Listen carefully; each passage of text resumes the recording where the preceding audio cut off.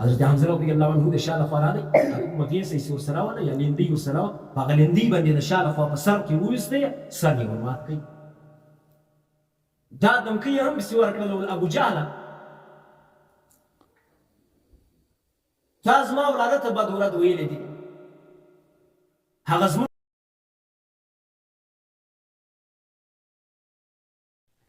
له دې راوروسته چې کله قریشو ولیدل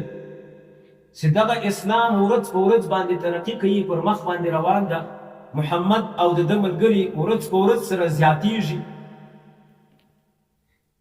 موسم د حج موسم راورسېدی د حج لپاره خلک له نورو هیوادو څخه له نورو ځایو څخه راځي لکه اوس فیلحاله چې د حج لپاره مثلا له پاکستان له افغانستان له هندوستان له بنګلادیشه له هر ملک څخه حاجیان صاحبان ځي په هغه زمانه کې هم داسې لپاره حاجیان صاحبان راتلو نو دا قریش سره راټول څو سرداران رالو ولید ابن مغیره ته یو سپین ږیری د په دوی کې مشر ده هغه ته کښېنستو چې موسم خو د حج را روان ده خلک راځي ټول د محمد سره ویني هر یو جلا جلا نو موږ دا خلک څنګه خطا کړو چې د محمد سره باید تاسو نه ووینئ د محمد خبره باید تاسو نه ومنئ ولید ابن مغیره ورته وویل تاسو راته وایاست زه به اورم چې هر څه تاسو ته راوړي هغه خبرې راته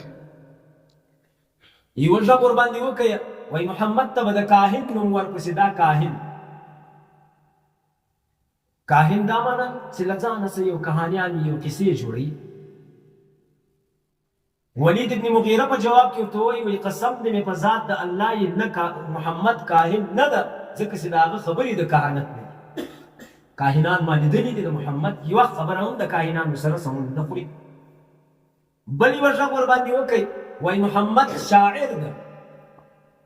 ولید ابن مغیره ورته وایي زه په خپله شاعر یم د محمد په خبرو کې نه قافیه سته نه ردیف سته نه رجه سته یوه خبره هم د شعر پر برابر باندې نسته لهذا محمد شاعر هم نه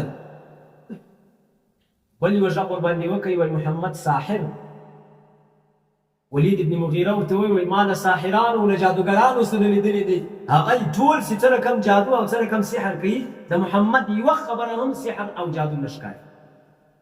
خوند نه کوي دا نومان کاهن شاعر ساحر بل یوه غږ ورباندې وکړئ وایي خوښه مو نه ده چې لیونی یې کړو د لیوني نوم ورباندې یاد کړو مجنون یې بولو دا خلکو ته به وایي چې محمد مجنون لیونی ده له دغه سره مه ویني ولید ابن مغیره دا هم ورماته کړله وایي مجنون هم نه دی ځکه چې د مجنون ګوند په ده کې نشته لیونی نه دی نو څه وکړو دا خلک ورته راغلي دي وایي ته یو مشوره راکړه څه وکړو ولید ابن مغیره ورته وایي تاسو داسې وکړئ مناسب له ده سره سحر ده چې د ساحر نوم ورباندې کښېږدئ چې محمد ساحر دی ځکه چې جادوګر چې کله جادو وکړي نو ماینه و میړه لور و پلار زوی و پلار ورور قریبان سره جلا کوي محمد هم راغلی ده د عزیزانو قریبان یې ټول سره جلا کړي دي حتی چې زوی یې له پلاره جلا کړی ده پلار یې له زویه جلا کړی ده ورور یې له وروره جلا کړی ده تفرقه یې په مابین کې اچولې ده او دا کار د جادوګرانو ده لهذا تاسو پر محمد باندې د ساحر نوم کښېږدئ موسم چونکې د حج ده هر سړی خپل کسان معلوم کړو چې تاسو به په فلاني لارې باندې درېږئ دی به په فلاني لارې درېږي دی په فلاني چیک پوسټ باندې درېږي چې له باره خلک راتلو هغو ته به دا خبره کوي چې محمد ساحر دی ګورې له محمد سره ونه ویني د هغه خبرې اثر در باندې ولګي هر یو خپل کوشش وکړه خو اسلام ته ترقي چونکې الله تعالی ورکوله دوی چې هر څونه کوشش وکړي هغه کوششونه یې ټول ناکامه سو اسلام مخ ته ترقي روان ده د حج په موسم کې هم مسلمانان زیاتېږي د دوی کوشش اسلام ته هیڅ نقصان او هیڅ تاوان نه ورسوي نبي علیه السلام صحابو ته هیڅ نقصان نه ورسېدی بلکې نوره ترقي الله تعالی ورکړله له دغه راوروسته د رسول الله صلی الله علیه وسلم قریبان چونکې ما تاسو ته پرون هم وویل چې د نبي علیه السلام اکاګان د اکا زمن تربرونه ټول له نبي علیه السلام سره مخالف دي یو حضرت علی یو جعفر بن ابي طالب رضی الله عنهما دغه دوه کسانو ایمانونه راوړي دي پر نبي علیه السلام په خپلو قریبانو کې بل هیڅ چا نه دی راوړی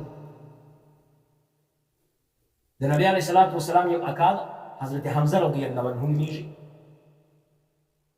دا تللی د ښکار د نبي علیه السلام رضعي ورور هم ده هغه کس تاسو په یاد ما د ثویبې په نامه باندې یو ښځه تاسو ته ذکر کړله، هغه ثویبې نبي علیه صلات وسلام ته هم تی ورکړې ده، حضرت حمزه ته یې هم تی ورکړی ده. حمزه یې ورور هم ده، اکا یې هم ده. حضرت حمزه رضی الله عنه ښکار ته وتلی ده،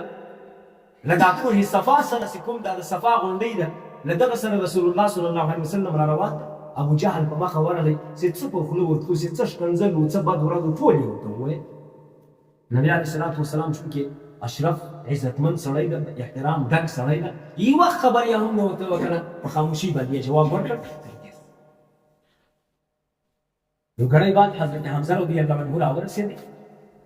د عبدالله ابن جدعان، عبدالله ابن جدعان هغه څوک و که ستاسو په یاد ما مخکې څو ورځې مخکې ذکر کړی چې عبدالله ابن جدعان په اړه باندې نبي علیه صلات وسلام وایي د ده د لګن وسایې ته به زه ولاړ وم، دونه غټ لګن یې و، یعنې دونه سخي سړی ولو. هغه چې کوم حلف الفضول ولو، د فضولو چې کومه معاهده وله، هغه معاهده بېرته ده نوې کړې وله، دغه عبدالله ابن جدعان نوې کړې وله د حرب الفجار په وخت کې. خو خیر د عبدالله ابن جدعان منځه دلته ولاړه ده. حضرت حمزه رضی الله عنه چې راورسېدی پر آس باندې سپور ده، هغه غیر سې ولندي یې پر موږه دی چې راورسېدی. د عبدالله ابن جدعان منځ ورته وایي حمزه ستا وراره ته ابو جهل دونه غلطې او بدې ردې خبرې وکړلې چې مثال یې نه و. حمزه رضی الله عنه قرابت په جوش کې راغی، کوم نږدېوالی چې نو چونکې ورور یې هم ده او اکا وراره یې هم ده،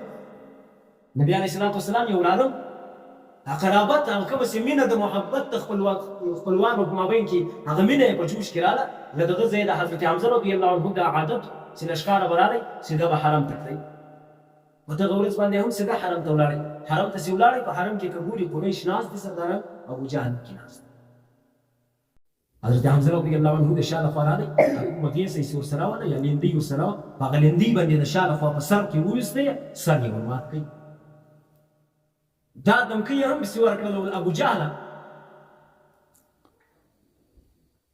تا زما وراره ته بد ورد ویلی دي، هغه زموږ د پلار او زما د ورور امانت چې موږ ته پاته ده، هغه ته تا بد ورد ویلی دي. لهذا دا سرداران هم ناست، سردارانو ته هم وایي تاسو یې په خلاصو غوږو واورئ. محمد ته که چا تکلیف ورسوئ هغه به له ما سره مقابله کوي، ځکه چې ما د محمد دین خپل کړی ده، پر محمد باندې مې ایمان راوړی ده، محمد د الله تعالی رسول دی. دلته یې څو سردارانو کوشش وکړي چې د ابو جهل لخوا ولاړ سي، پر حضرت حمزه باندې واری وکړي، خو دلته ابو جهل ورته وویل هغو ته ولمشوره ویې پرېږدي، وراره یې ده، وراره ته یې ما بد ورد ویلي دي، په وراره باندې د ده خوا بده سوې ده، د ده حق جوړېږي مه یې شو. حضرت حمزه رضی الله عنه چې له دې ځای ولاړ، دی په خپله روایت را نقل کوي، وایي چې کور ته ولاړ، په کور کې ماخوستن ډېر بېچینه شولم، له ځان سره مې فکر وکړی چې حمزه دا دې څه چم و، مشر سړی یې، سردار سړی یې، خان سړی یې، او تا دا رقم چم وکړي د سردارانو په مخ کې دي، دا خبره وکړه چې ما پر محمد ایمان راوړی ده او د محمد دین ما ته رامعلوم لاله چې کوم دین د دوی څه غواړي. ټوله شپه بېچین و. یو روایت داسې راځي چې دی وایي د هلته په کور کې مې دعا وغوښتله الله تعالی څخه، هغه دعا به درته رانقل کړم. دغه ډېره ښه دعا ده چې حضرت حمزه رضی الله عنه کړې ده د شپې په کور کې. اللهم إن كان رشدا فاجعل تصديقه في قلبي وإلا فاجعل لي مما وقعت فيه مخرجا. يا الله کچېرې دا محمد پر حق وي، د ده لار پر حق وي،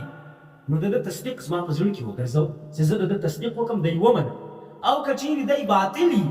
ما ته چې په کومه کیسه کې زه اوس واقع شوی یم، له هغه څه یو لار را پیدا کړي چې پر هغه لار باندې ځینې ووځم. په صعب یم، ډېر صعب. یو روایت دا ده. دوم روایت دا ده چې حضرت حمزه وایي ټوله شپه بېچینه وم، نه خوب راتلی، فکر مې پر بله خوا تللی و، سوچونه ولو، بدار ولو. د شپې په پای کې راولاړ شوم، راغلم حرم ته، په حرم کې مې دا دعا وغوښتله، یا الله ته ما ته هدایت وکړې، ما ته حقه لاره راښکاره کړې چې کومه حقه لاره ده پر هغه لار باندې ما سم کړې. وایي ما چې څنګه دا دعا وکړه، یو دم مې و زړه ته داسې هدایت نور راننوتی، کوم چې باطل خیالونه و، سوچونه و، فکرونه هغه ټول ورغلل. ختم شو. سهار راغلم رسول الله صلی الله علیه وسلم، رسول الله صلی الله علیه وسلم په دغو شپو کې په دار ارقم کې د ارقم ابن ابي الارقم رضی الله عنه په سرای کې اوسېږي. دا د دوی د اسلام اولنۍ مدرسه ده چې په مکه مکرمه کې جوړه شوې. دلته ورننوتم، رسول الله صلی الله علیه وسلم سره مې خبرې وکړلې،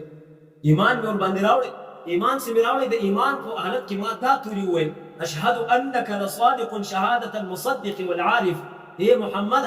زه دا ګواهي ورکوم چې ته صادق یې او دا زما ګواهي د مصدق د تصدیق کوونکي ګواهي ده او د عارف د پیژندونکي ګواهي ده چې زه تا پیژنم هم چې ته صادق یې او زه دا تصدیق کوم چې ته صادق یې داسې کومه خبره کوي هغه حق ده هغه رښتیا ده زه پر تا باندې ایمان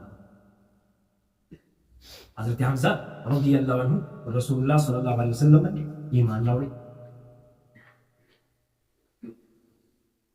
لدی وروسته مې رسول الله صلی الله علیه وسلم ته وویل چې ای وراره فراوز علی الاعلان د اسلام اعلان وکړه دین ته خلک په ښکاره باندې رابوله چې چا په کیسه کې مه کېږه حمزه د شاته د ټال په څېر باندې ولاړ